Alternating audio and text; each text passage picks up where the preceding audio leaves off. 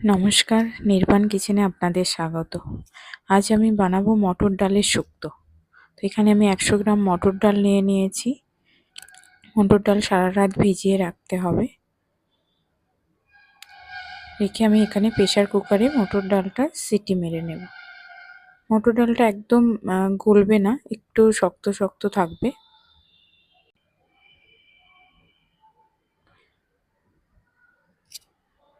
এবার এখানে আমি একটা চাল কুমড়ো নিয়ে নিয়েছি।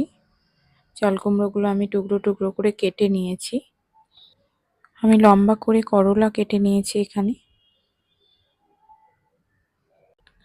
এখানে করলা আর চাল কুমড়োগুলোকে আমি বয়েল করে নেব।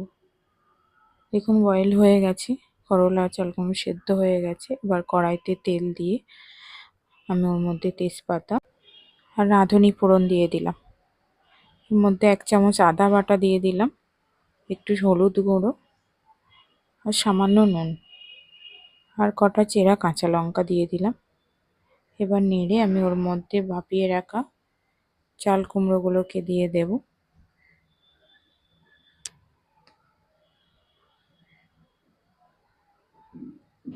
চাল কুমড়োগুলোকে দিয়ে আমি একটু কষিয়ে নেব। খুব বেশি কষাবেন না, একটু হালকা কষিয়ে নেব। এবার ওর মধ্যে আমি মটর ডাল দিয়ে দিলাম। দেখুন মটর ডালগুলো কিন্তু গলে যায়নি, একটু শক্ত শক্ত আছে। এবার একটু হলুদ গুঁড়ো দিয়ে দিলাম, দিয়ে একটু কষিয়ে নেব। হয়ে গেছে। এবার এর মধ্যে আমি জল দিয়ে দিলাম। এর মধ্যে আমি 2 চামচ মতো পোস্ত বাটা দিয়ে দিলাম।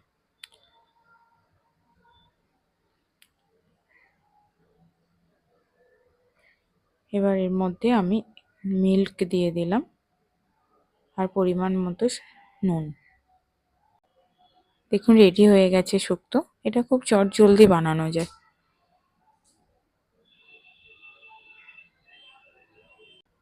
যদি এই রেসিপিটা আপনাদের ভালো লেগে থাকে তো প্লিজ একটা লাইক করে দেবেন, শেয়ার করবেন এবং সাবস্ক্রাইব করে দেবেন। রেডি মটর ডালের শুক্তো। আপনারা এইভাবে একবার বাড়িতে বানিয়ে দেখতে পারেন।